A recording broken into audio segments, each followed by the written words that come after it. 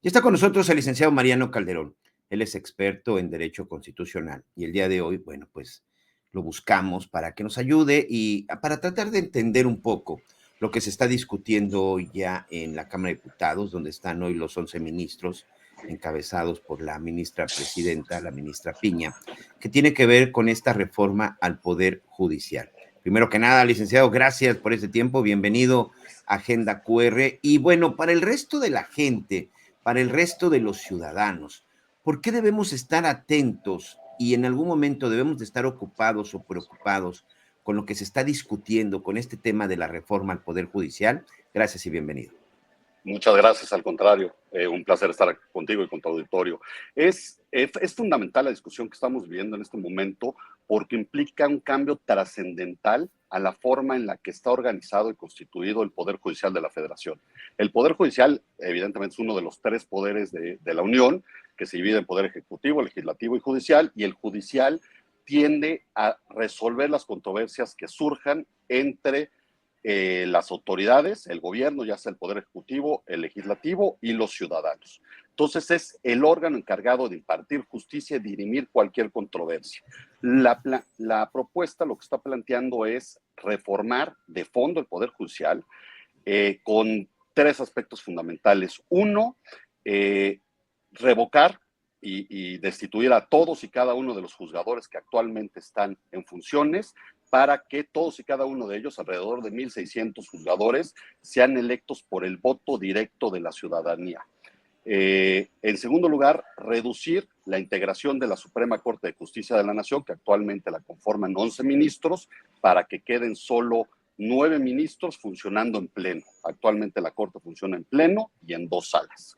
Y en tercer lugar, desaparecer el actual Consejo de la Judicatura Federal y crear un nuevo órgano de administración judicial y un tribunal de justicia, de disciplina judicial, perdón.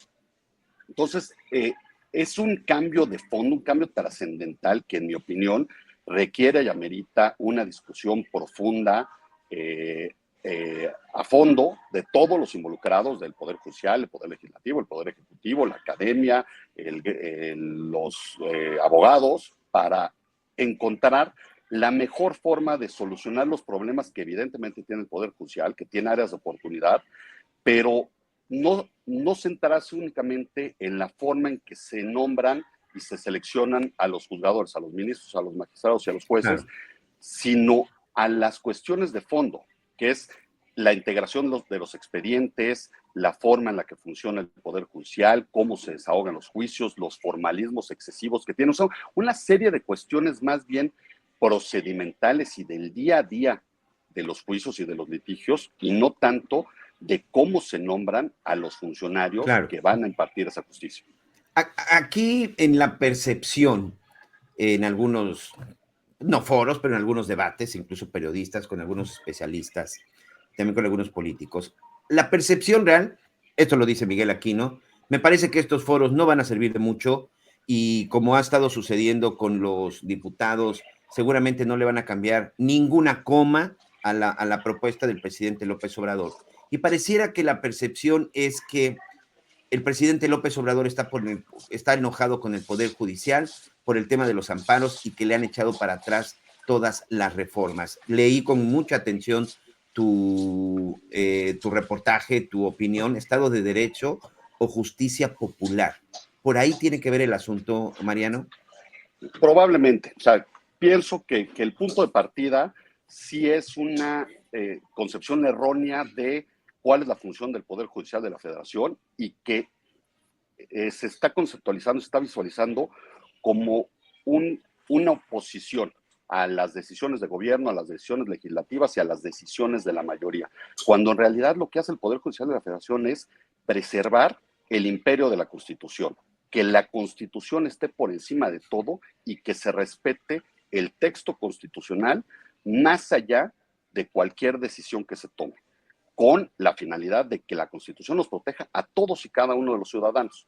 Entonces, creo que tenemos una oportunidad única, dada la reciente elección, la conformación del nuevo Congreso, la apertura de estos foros de discusión, que si se toman con la seriedad debida, con la profundidad, que debería de corresponder a un análisis profundo de una modificación estructural de las bases del Estado mexicano, como es el Poder Judicial de la Federación, podríamos llegar a una reforma que sí es necesaria del Poder Judicial, pero para bien, insisto, para solucionar esos temas procedimentales y no tanto de personas. La discusión, creo yo, no debe centrarse si es una persona o es otra persona la que tiene el cargo de ministro, de magistrado o de juez, sino cómo se van a desarrollar esos juzgadores y cómo van a darse esos procedimientos para que la justicia sí sea pronta, expedita, imparcial, autónoma y sobre todo que brinde las mayores protecciones y derechos posibles a la ciudadanía.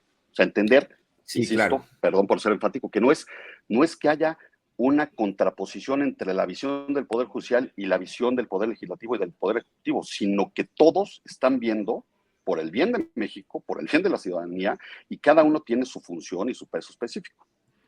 Sí, que al final hablamos del equilibrio de los tres poderes de la Unión, Exacto. pero aquí, por ejemplo, de pronto, insisto, ha sido un enfrentamiento, pues claro y frontal entre el Poder Judicial y el poder Ejecutivo. Hay una parte que también preocupa cuando de repente dicen, mira, por ejemplo, Miguel Aquino, periodista, tengo 25 años frente a un micrófono, frente a una cámara, pero si hoy me dices, a ver, Miguel, necesito que decidas tú quién es mejor para ministro, para magistrado, para juez, no tengo conocimiento, no tengo la menor idea. Es decir, habemos muchos ciudadanos que en este hecho de salir a votar por un juez, salir a votar por un magistrado, por un ministro, pero no tenemos ese conocimiento y esa expertise. ¿Qué va a pasar con la carrera judicial? ¿Qué va a pasar con toda esa gente que viene desde una oficina, desde una oficialía de partes y que empieza a crecer, que es más o menos la forma en la que se lleva a cabo una carrera judicial?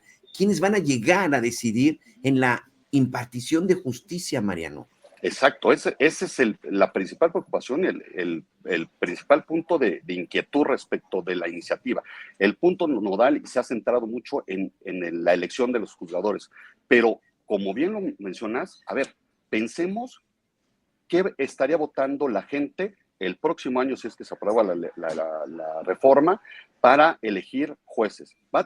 Vamos a tener que escoger un juez en materia civil, un juez en materia Claro. penal, un juez en materia laboral, un juez en materia administrativa. O sea, ¿qué conocimiento podemos tener como ciudadanos de la especialización en cada una de esas materias, solo por nombrar las Hoy, por cuatro ejemplo, más grandes ramas, ¿no?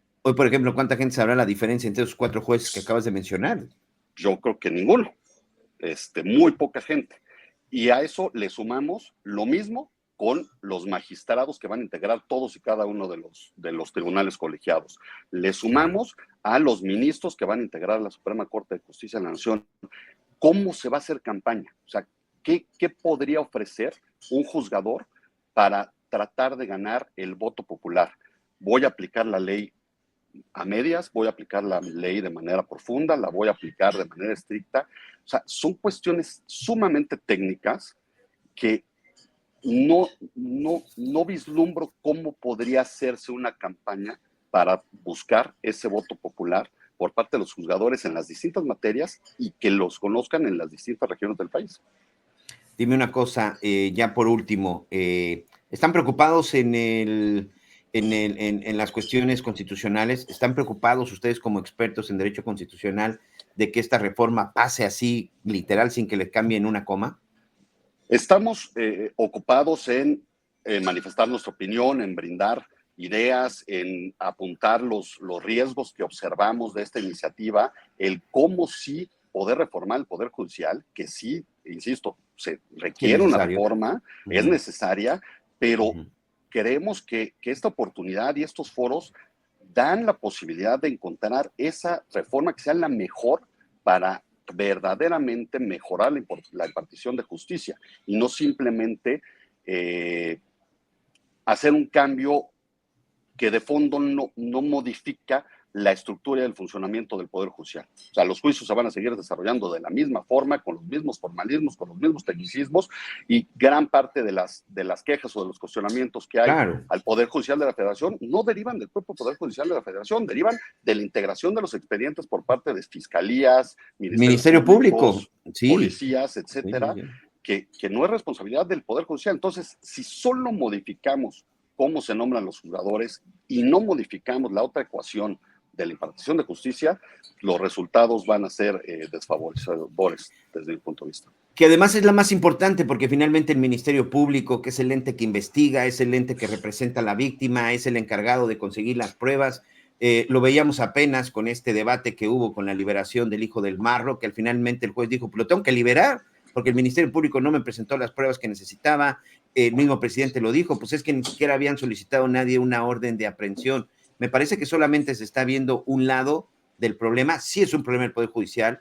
No pueden seguir habiendo procesos de 10, 15 años. No puede haber gente que siga 5, 10 años en la cárcel y que no reciba una sentencia para que al final digan, ay, perdón, eres inocente. Sin duda existe. Pero me parece que aquí, si vamos a reformar para que exista justicia, no solo es un tema del Poder Judicial. ¿Dónde está el Ministerio Público? ¿Qué hay de las fiscalías supuestamente independientes y que hemos visto que de independencia no tiene nada?